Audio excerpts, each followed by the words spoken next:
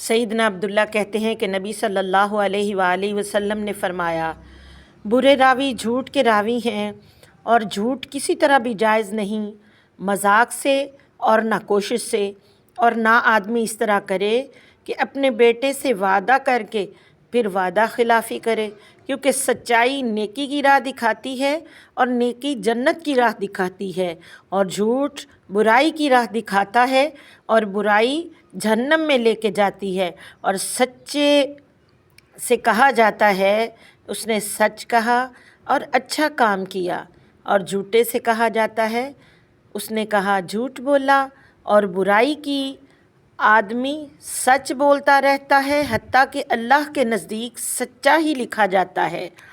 آدمی جھوٹ بولتا رہتا ہے حتیٰ کہ اللہ کے ہاں جھوٹا لکھ دیا جاتا ہے۔ عبداللہ کہتے ہیں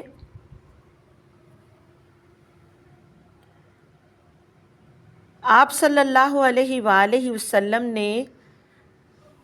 ہم سے یہ بھی فرمایا،